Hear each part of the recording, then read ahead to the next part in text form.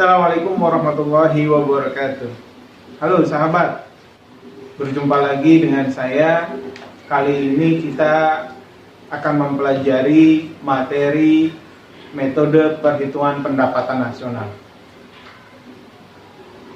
Minggu lalu kita sudah belajar tentang bagaimana memahami konsep pendapatan nasional. Nah, kali ini kita ingin tahu bagaimana caranya menghitung pendapatan nasional. Ada 3 cara atau 3 pendekatan di dalam menghitung pendapatan nasional. Pendekatan pertama adalah pendekatan berdasarkan produksi. Rumusnya adalah Y sama dengan P1 dikali Q1 ditambah P2 dikali Q2.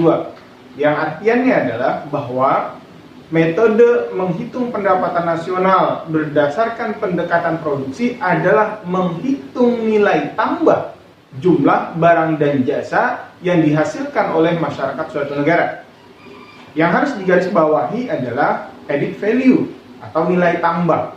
Contoh, Indonesia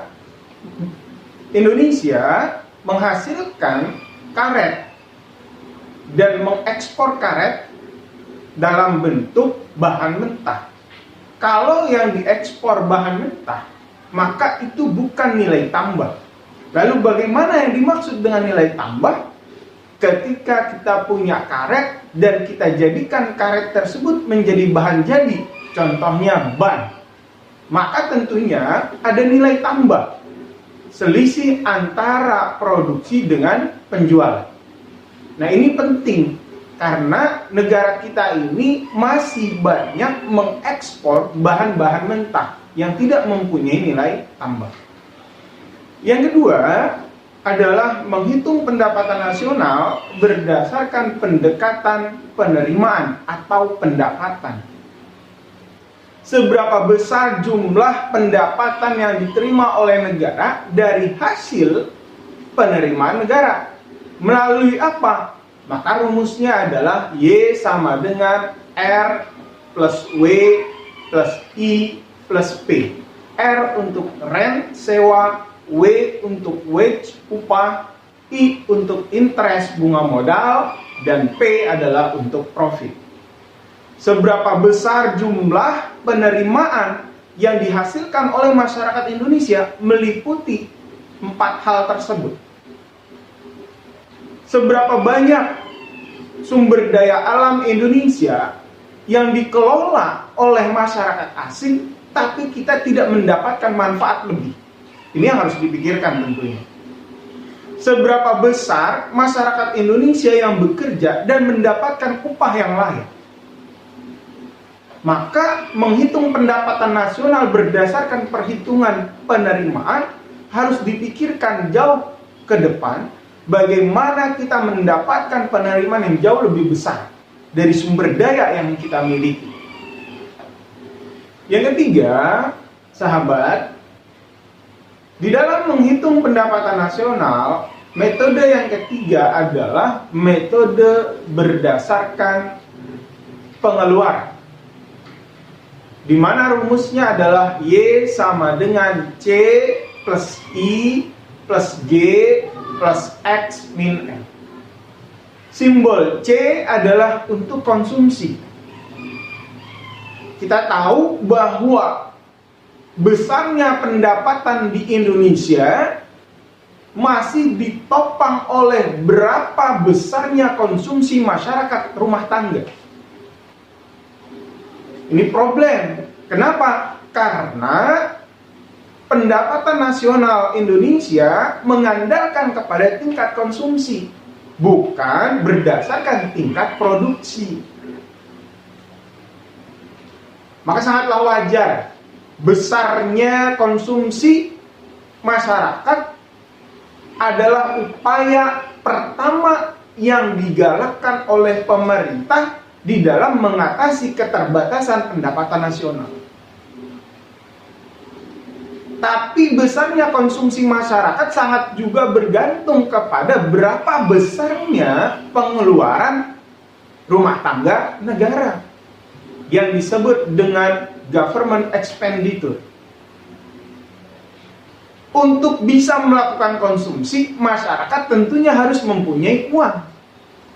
Bagaimana caranya masyarakat mempunyai uang? Maka mekanismenya adalah pemerintah menggelontorkan uang untuk kegiatan padat karya sehingga masyarakat mempunyai uang untuk belanja. Yang ketiga adalah investasi. Saat ini pemerintah berupaya keras bagaimana mendatangkan investor-investor dari luar negeri untuk menanamkan modalnya di Indonesia. Dengan membangun pabrik-pabrik, dengan membangun industri-industri. Sehingga akan berdampak kepada perputaran ekonomi yang jauh lebih besar. Yang keempat adalah ekspor dikurang dengan impor. Indonesia surplus ekspor, surplus perdagangan, tapi surplusnya tidak besar. Ini menjadi problematika yang dari tahun ke tahun terus terjadi. Bagaimana cara negara ini memajukan ekspornya jauh lebih besar dibandingkan dengan impor. Ada statement yang menyatakan orang Indonesia jauh lebih senang menggunakan atau mengkonsumsi produk-produk asing walaupun produk itu sebenarnya berasal dari Indonesia. Nah, pertanyaannya adalah apakah kita menjadi bagian dari pola seperti itu? Setelah hari ini kalian tahu bahwa ternyata banyak tipu daya yang dilakukan oleh masyarakat asing terhadap masyarakat Indonesia. Untuk itu, wahai sahabat, berpikirlah dengan cerdas menjadi seorang konsumen yang baik dan benar. Apa konsumen yang baik dan benar? Konsumen yang mempunyai kontribusi terhadap negara tentunya. Nah, ini adalah sedikit penjabaran tentang metode perhitungan pendapatan nasional. Mudah-mudahan kalian bisa memahami dan ke depan bisa menjadi bagian dari negara ini untuk meningkatkan pendapatan nasional. Akhirnya saya ucapkan terima kasih. Billahi taufiq wal hidayah. Assalamualaikum warahmatullahi wabarakatuh.